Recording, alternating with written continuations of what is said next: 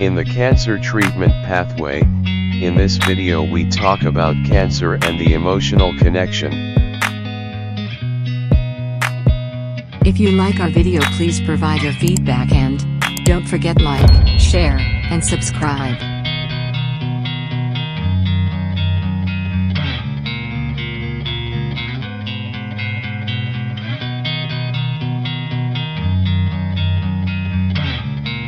Cancer and the emotional connection.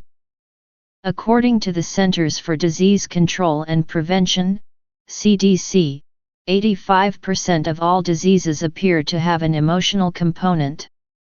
Dr. Budwig herself encouraged healing by treating the whole person: physical, mental, emotional, and even spiritual. These are the four facets or aspects that we are composed of. Johanna Budwig was a German biochemist and writer.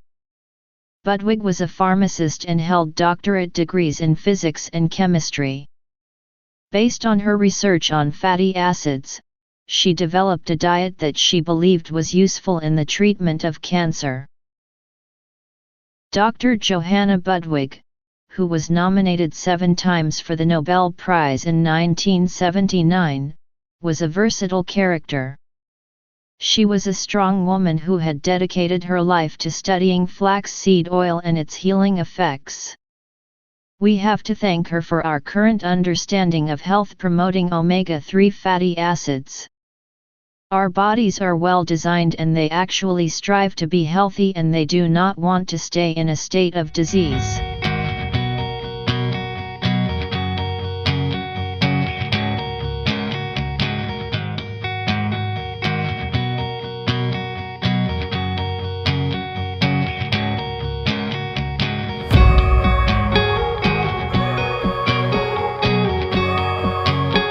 How do emotions impact on our health? Someone has an argument with their spouse or coworker, and the next day they get a pain in the neck or lower back. Is that a coincidence? Or is this a manifestation that the body is out of harmony due to that negative interchange? A woman has a conflict with a male, father, husband, brother, etc., and is later diagnosed with breast cancer. Another person suffering from low self-worth can be linked to lymph node cancer. Pancreatic cancer is related to anxiety and anger over conflicts with other family members, such as over inheritance issues. Stomach cancer can result from a bitter experience that happens to a person and he simply cannot stomach it, as he now has indigestible anger or has swallowed too much, and the list goes on. According to the New German Medicine, on August 18, 1978, Dr. Gerd Hammer, MD, at the time head internist in the oncology clinic at the University of Munich, Germany, received the shocking news that his son Dirk had been shot. Dirk died in December 1978. A few months later, Dr. Hammer was diagnosed with testicular cancer. Since he had never been seriously ill, he immediately surmised that his cancer development might be directly related to the tragic loss of his son.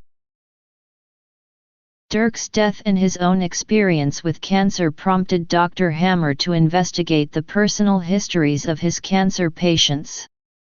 He quickly discovered that, like him, they had all been through some extremely stressful event prior to developing cancer. The observation of a mind-body connection was not really surprising. Numerous studies have already shown that cancer and other diseases are often preceded by a traumatic event. Dr. Hammer discovered that every disease, not only cancer, is controlled by its own specific area in the brain and linked to a very particular, identifiable conflict shock. 3 basic rules of Dr. Hammer. First rule: every disease is caused by an unexpected, highly acute, and isolating conflict shock that occurs simultaneously in the psyche, the brain, and on the corresponding organ.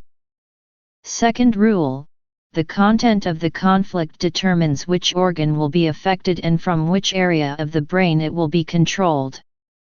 Third rule: the treatment needs to address all three areas, the psyche, the brain, and the organ. By analyzing thousands of brain-computer tomograms, CT, in relation to his patients' histories, Dr. Hammer discovered that the moment this traumatic shock occurs, the experience impacts a specific, predetermined area in the brain, causing a lesion that is visible on a CT scan as a set of sharp concentric rings. In 1989, Siemens, the German CT scanner manufacturer, certified that these ring formations are not artifacts of the equipment. Upon impact, the affected brain cells communicate the shock to the corresponding organ, which in turn responds with a particular predictable alteration.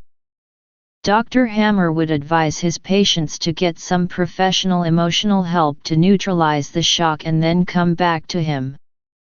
Another MRI scan would be taken, and once the spots no longer showed up in the brain, the patient was considered healed. For example, lung cancer is linked to a death-fright conflict because, in biological terms, the death panic is equated with being unable to breathe.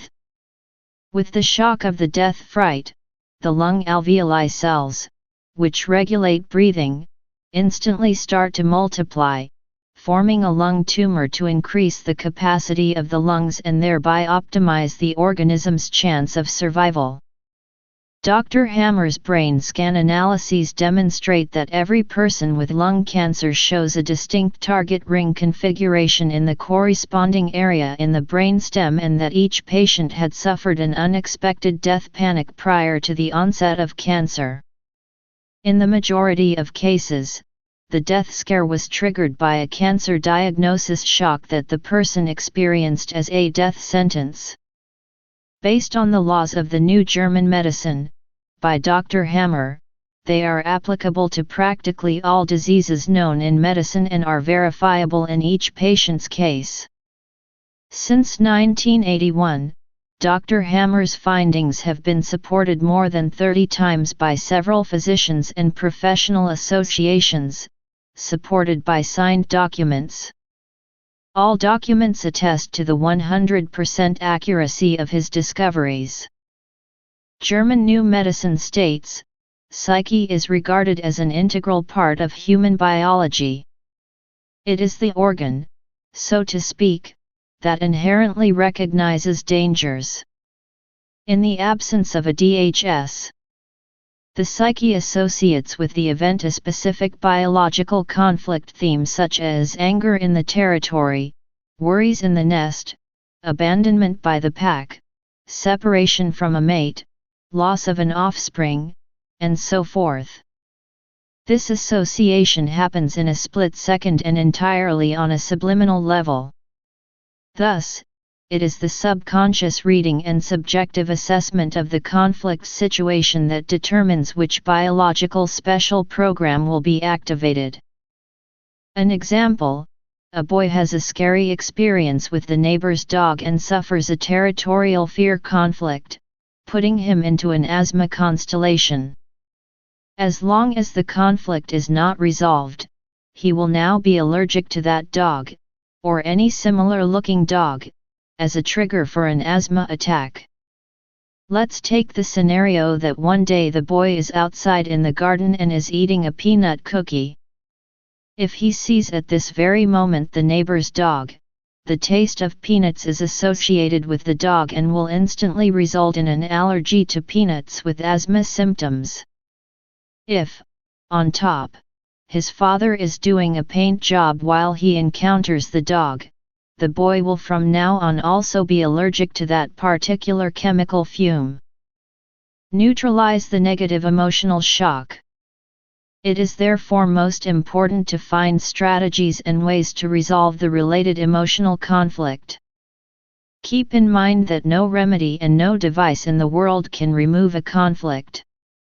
The only true healer is the patient, the one who is healing at the time, and the therapist simply provides the correct tools. When the shock situation is resolved, the body sets about returning to normality. Resolving a conflict is also a process of learning and a chance to grow. We must always remember that the healing process on the emotional and physical levels occurs concurrently. On a psychological level, emotional healing is therefore vital in the healing process. The next but equally important step, when the expected healing symptoms finally arrive, they will not cause any fear or panic, but rather be welcomed with a feeling of relief. We call this a healing crisis, and most people with any severe illness will experience this, and, in a way, this is a good sign that the body is healing. Following several remedies, following a specific diet and making other lifestyle changes will bring on the healing phase or healing crisis. Low energy, fatigue, headaches, swelling, pain, inflammation, fever, night sweats, pus, discharge, potentially mixed with blood, so-called infections and certain types of cancer are typical symptoms indicating that the related conflict has been resolved and that the correlating organ or tissue is now undergoing a natural healing process.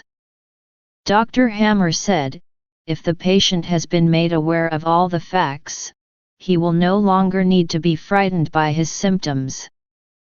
He can now fully accept these as the healing symptoms they are, all of which had until now caused fear and panic.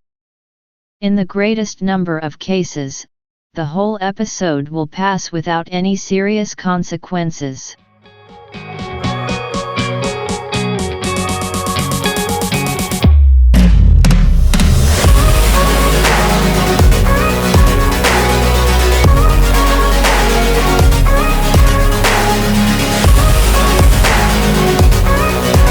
If you like our video, please provide your feedback and don't forget like, share, and subscribe.